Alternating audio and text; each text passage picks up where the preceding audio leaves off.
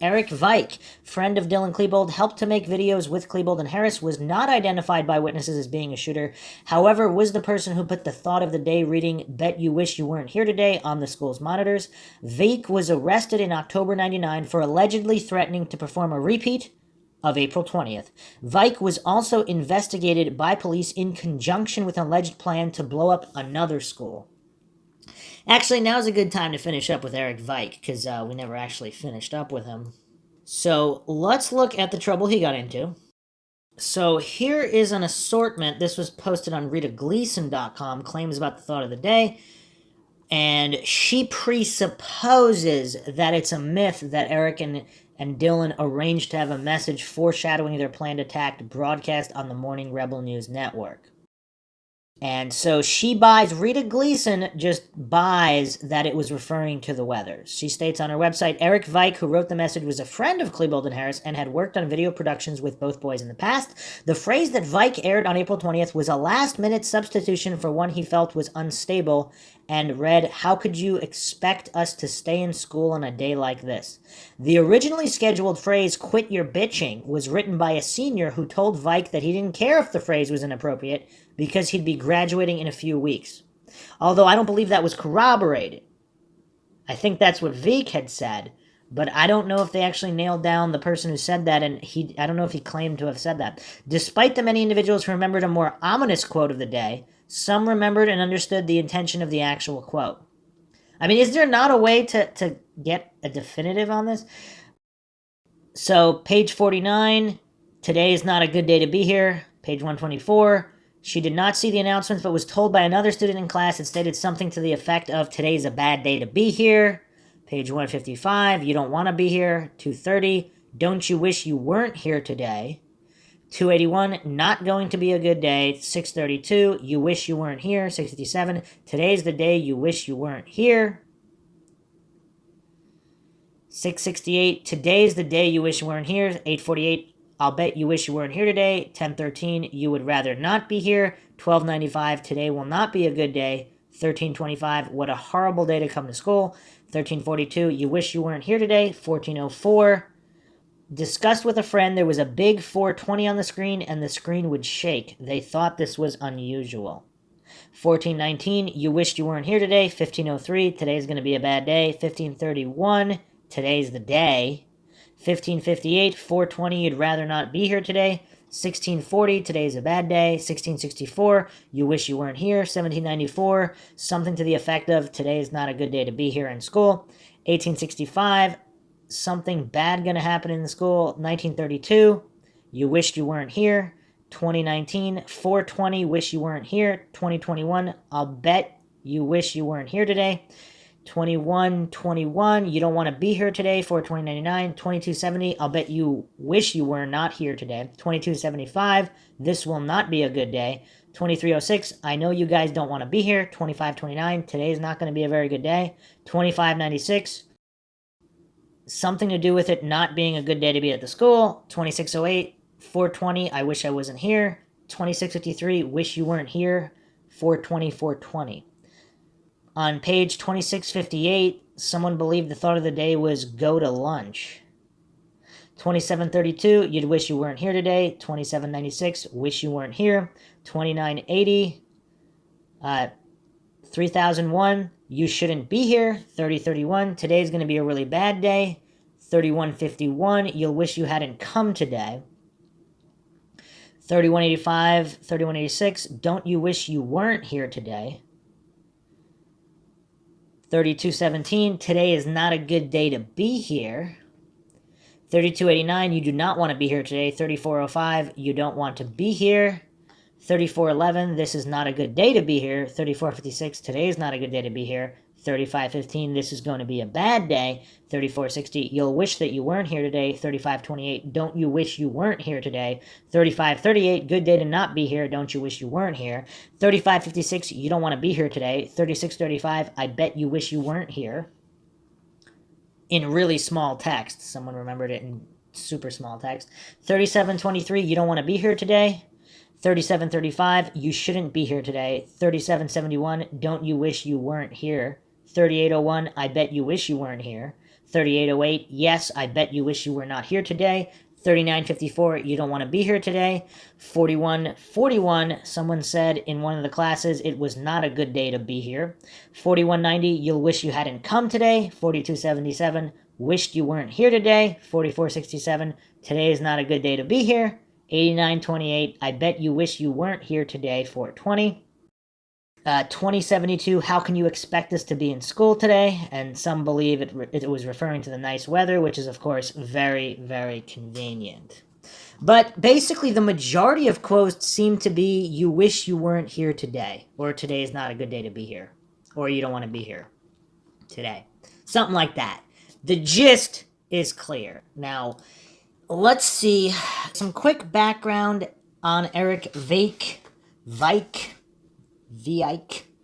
He states he first met Eric Harris, Dylan Klebold in a video production class they all had together the previous semester, fall of '98. Eric was in the first hour class with Veik, and Dylan was in the same class during the second hour. Erik Veik stated the teacher had put the students in groups and given them assignments for video production. In Veik's group was Eric Harris and Mike Vendegnia.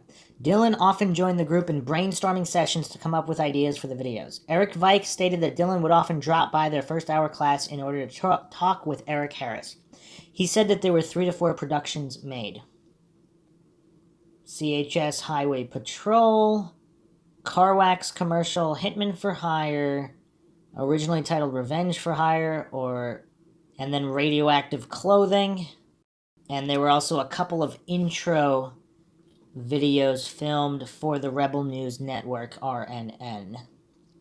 Veik stated that the phrase of the day from RNN was, how could you expect us to stay in school on a day like this?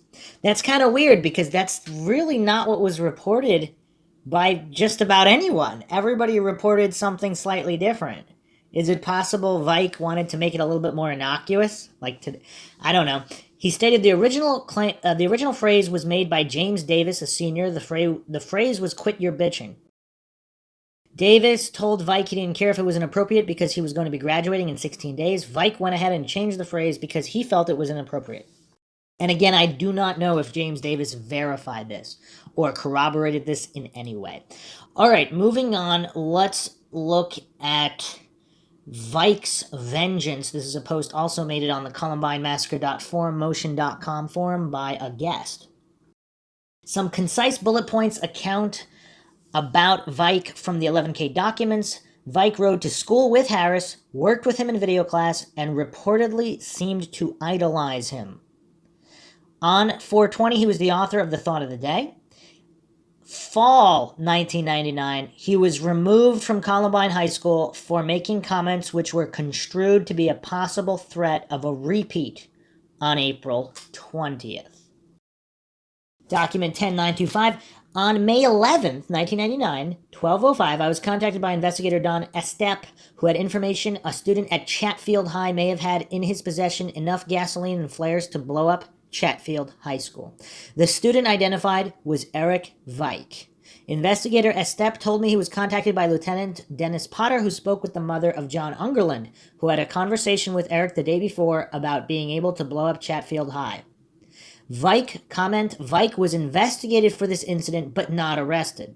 On October 20th, a 17-year-old Columbine High student, Erik Veik, was arrested and jailed with a bond set at an astronomical $500,000 on the night of October 19th on charges of inciting destruction of life or property and theft for allegedly stealing a school microphone. Wow. You steal a microphone, you get jailed with a $500,000 bond. Officials were given word of the student's plan, which included a diagram of the school and other writings by a fellow student who heard him say he would finish the job. Okay, but that's not cited. What he was arrested for inciting destruction of life or property. That's inciting? Wouldn't that be a threat? So why theft for allegedly stealing a school microphone? That's what they listed on the report. Why not list This is weird. He would finish the job in the wake of the April 20th tragedy by initiating another shooting. He said something recently about how he craves attention, that he'd do pretty much anything to get attention. Said Mike Casey, a classmate who has worked with the suspect on the school play.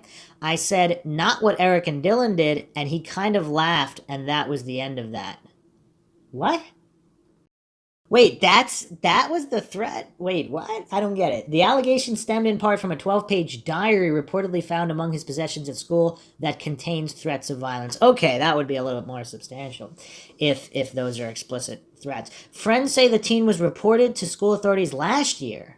After Columbine students had resumed classes at nearby Chatfield, they said he made some inappropriate remarks about the massacre that were overheard, prompting the district to suggest he did not return for the rest of the year. Some parents had been notified of the arrest on Tuesday evening. He didn't seem like a kid that would do anything dangerous, said fellow student Jeffrey DeMana, 18, who was in the video class last year with the boy. DeMana said that the teen spent a lot of time with Harris and Klebold. They sat at the same table in class, he said. They were always together. The boy is scheduled to return to court Friday. He was held in Jefferson County Jail before a judge Wednesday ordered him moved to a youth detention center. The boy's family declined to comment. He is under suicide watch, county officials said. Jefferson County Sheriff's officials said the boy told another student he would finish the job started by Eric Harris and Dylan Klebold. Wow. Continuing on with the forum post here, I do think Veik was very hurt and confused when Eric and Dylan did the deed and, in a sense, ditched him. According to Devin Adams, Veik wasn't really considered a friend by Eric and Dylan. They just sort of used him as they knew he was the go-to guy for many aspects of their video projects. From Veik's POV, he assumed he was a part of Eric and Dylan's little club against the world. I also tend to think that Veik was nursing the same sorts of hidden frustrations and anger as Eric and Dylan. Like Eric, he was small in size and undoubtedly bullied and considered that tag-along dork with the video camera, trailing after the trenchcoat mafia Ramstein boys. Sadly, he didn't get a whole lot of respect with even those he identified with as his friends simply used. Veik was the guy that got bumped holding the camera when the jocks crashed past Eric and Mike V in the Eric and Columbine video. I get the strong impression that Veik really looked up to Eric's bold anti-hero style. He idolized him. I suspect that Veik had a boy crush on Eric even. Veik was stunned when Eric and Dylan finally pulled off what they had been inside joking about for some time, and of course, right in earshot of Veik, who never quite took them seriously, just like everyone else. He joked and played the game with them, then one day it happened. I know in one news video, Veik was in tears, sniffing in his news interview. To paraphrase, he knew them. Eric and Dylan were not like that. I did not think they would actually do something like this. And it was not in their normal nature to conceive or go through with what they did yesterday. Veik had a hard time processing all of it. He felt completely ditched and betrayed by his pals and just massively confused and devastated by it all. I suspect that since he harbored the same outcast frustrations as Eric and Dylan on some level, he wished they would have included him in the plan. The angry part about him was sore about it, and he thought we were a team, weren't we? He felt cheated by them. Eventually, he kind of lost it and decided it was his turn to attack the school and finish the job his friends started. So he went about his mini-attack recklessly and haphazardly. Veik even openly bragged to students that all the security put in place after Columbine wasn't enough to stop it from happening again. Veik was so angry, bereft, and depressed, and so unable to process all of the mixed emotions that he morphed into a copycat, attempting to follow in his friends Eric and Dylan's footsteps. Man, just imagine the $500,000 bond after his little breakdown. I've seen a somewhat recent picture of Veik. He's still in theater video production as a career, at least at the time of the photo, and it's on a company website. Can't recall offhand. He looked happy in the snapshot. I just wish we could get a snapshot of him now in retrospect about his experience. But these associates have burrowed so deep into the woodwork in hopes to put Columbine and their association with Eric and Dylan behind them forever. Still, it would be a worthy contribution to society to take their past suffering and put a new positive spin on it as a survivor. These folks have 15 years put behind them and able to check in with them if they have the courage to come forward. Would be helpful to examine and identify how an average teenager finds himself on a downward spiral of a next future school shooter. Okay, so that's Veik's account.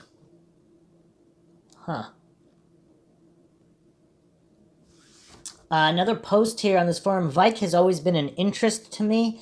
It was already shocking that the shooting was carried out by 2 people instead of 1, allegedly, and Vik makes for a third person who potentially could have participated under different circumstances. The fact that it just wasn't a lone mentally deranged perpetrator shows the kind of environment these kids were living in, as well as the thought processes of teenage boys in general. However, I still wonder about these allegations. I've heard stories of several other Columbine High students being removed from school due to questionable comments in the wake of the massacre. With the hypersensitive environment at the time, even mentioning Columbine was the equivalent of yelling bomb in an airplane. I'm curious about the journal police retrieved and if it reveals a more serious plan. I'm inclined to believe the things he said were watched much more closely than others due to his previous association with Eric and Dylan, and even harmless words were taken seriously. So did he spend a year? Wow, he spent a year. Someone posted that he spent about a year in the juvenile detention center. Those must have been some serious threats then, and not just random musings in the journal. Another post here. Vik is like the overlooked underdog of the whole thing. If you think about it, he's much more of a loser than Eric and Dylan, really. He ended up forgotten. Even the boys felt more superior than he was, and he wasn't cool enough to them to be part of NBK. The betrayal that he felt post-Columbine is a little hard to grasp because I think in his head, he felt like he was left out of a suicide pact or something. He probably wanted to be as dead as his friends were. I do agree and share your sentiment. Right after Columbine, everything was so fragile, any bit of possible harm will be harped upon so fast. So there you have it. That's Vik's account. I mean, bizarre, but again, as I stated earlier, if I had to just simply take a wild guess at the first individuals to be eliminated from the Trenchcoat Mafia Associates list of possible involvement or assistance, I believe Erik Veik and Brooks Brown would probably be the most, because even if they told Veik to put that thought of the day on, why would there's no reason to believe that they would have told him what was really going to happen. So even if other individuals knew, other than Eric and Dylan, or Eric and Dylan themselves told him to put up that phrase of the day, he might have been protecting them, because if they did told him to put up the phrase and he put it up, he would find himself even more trouble probably. Would it be easier for him to just say he just thought of it because it was nice out? Or a marijuana joke? Again, it's hard to say, but even if Eric and Dylan told him to put the phrase up, that doesn't mean he knew about their plan in any way. Because especially if they phrased it as a marijuana joke or Hitler's birthday, whatever the case may be. Also, Brooks Brown, in their 2 interviews, Erik Veik and Brooks Brown seem to be the most devastated, unless they're just that phenomenal of an actor, which I think Brooks Brown was an actor, and everybody said he was a phenomenal liar, so who knows? But either way, you have all these other individuals. I don't know if there's an interview with Heckler or some of these other guys, but I would say Erik Veik, Brooks Brown could probably would be the first to be eliminated if you're looking for other accomplices of any type, whereas Joe Stair smiled straight through his interview in April, and also Chris Morris just deadpan in any of the footage. Zach Heckler, I don't know if there was an interview to gauge any kind of reaction, but he seemed like he possibly distanced himself away as well. Nate Dykman, another big question mark. A lot of unanswered questions. Very possible he tried to talk them out of the shooting while it was occurring and failed. And maybe he believed he would be blamed as an accomplice, so he got out of there. Is he the fire truck guy? Maybe, maybe not. And or he's completely innocent. Either way, he got out of Dodge immediately. And again, that doesn't mean he was guilty in any way. That just means he kind of, or him and his stepfather, saw which way the wind was blowing, and they just kind of didn't want to be there for that, which is understandable as well, innocent or guilty in any way. Then you have guys like Chris Morris, Robert Perry, Brian Sargent, Joe Stair. Those are the big ones. It's hard to say for certain. Obviously, this is Mindshock. We don't allege anything is true or untrue. The only thing we know for sure is that we don't know anything for sure. But Erik Veik just really does not... I mean, again, obviously we don't really know. But who knows?